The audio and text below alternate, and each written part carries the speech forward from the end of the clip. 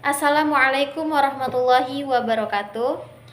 Alhamdulillahirabbil alamin. Puji syukur kehadirat Allah Subhanahu wa taala karena atas rahmat dan karunia-Nya saya dapat menyelesaikan tugas mandiri proyek mata kuliah Pendidikan Jasmani, Olahraga dan Kesehatan SDMI.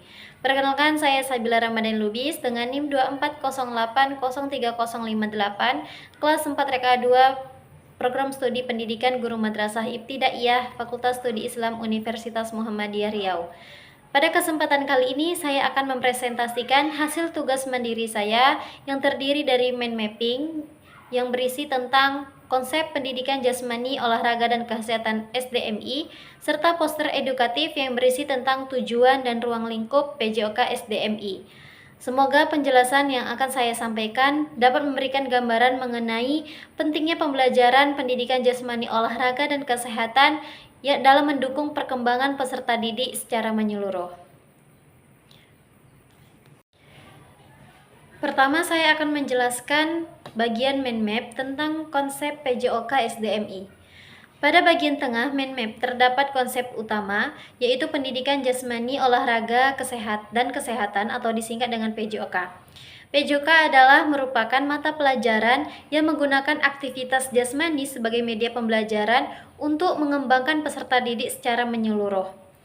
Pembelajaran PJOK ini tidak hanya berfokus pada olahraga saja, tetapi juga bertujuan untuk mengembangkan aspek fisik, keterampilan gerak, pengetahuan, kesehatan, kemampuan sosial, emosional, serta pembentukan karakter yang positif. Selanjutnya adalah tujuan PJOK. Pembelajaran PJOK adalah bertujuan meningkatkan kebugaran jasmani, mengembangkan keterampilan gerak dasar, membiasakan pola hidup sehat, meningkatkan kemampuan berpikir dalam beraktivitas fisik, serta membentuk karakter seperti disiplin, jujur, bertanggung jawab, kerjasama, sportivitas, dan percaya diri. Selain itu, PJOK juga bertujuan membiasakan peserta didik dapat aktif bergerak sebagai bekal menjalani gaya hidup sehat sepanjang hayat. Kemudian, pada bagian ruang lingkup PJOK terdapat beberapa materi utama yang dipelajari. Pertama yaitu keterampilan gerak, yang meliputi gerak lokomotor, non-lokomotor, dan manipulatif sebagai dasar kemampuan bergerak peserta didik. Yang kedua adalah aktivitas permainan dan olahraga seperti permainan tradisional, sepak bola, bola voli, bola basket, atletik, dan bulu tangkis yang bertujuan mengembangkan keterampilan sekaligus kerja sama dan sportivitas. Ketiga yaitu senam, yang meliputi senam lantai, senam irama, latihan keseimbangan, dan kelenturan tubuh. Keempat adalah aktivitas kebugaran jasmani seperti latihan kekuatan, daya tahan, kelentukan, kecepatan, kelincahan, dan koordinasi. Kelima yaitu aktivitas air yang berupa pengenalan renang dan keselamatan di air yang pelaksanaannya disesuaikan dengan fasilitas sekolah. Terakhir adalah pendidikan kesehatan yang meliputi perilaku hidup bersih dan sehat atau disingkat dengan PHBS, gizi seimbang, kebersihan diri dan lingkungan, pencegahan penyakit, serta keselamatan diri. Selanjutnya, manfaat PJOK bagi peserta didik antara lain: yang pertama, menjaga kesehatan tubuh, selanjutnya meningkatkan kebugaran jasmani, mengembangkan keterampilan motorik, membentuk karakter positif, melatih kerjasama, serta mendukung pertumbuhan dan perkembangan anak secara optimal. Jadi dalam pembelajaran PJOK juga dikembangkan berbagai nilai karakter seperti disiplin, jujur, sportivitas, tanggung jawab, percaya diri, kerjasama, saling menghargai, dan pantang menyerah.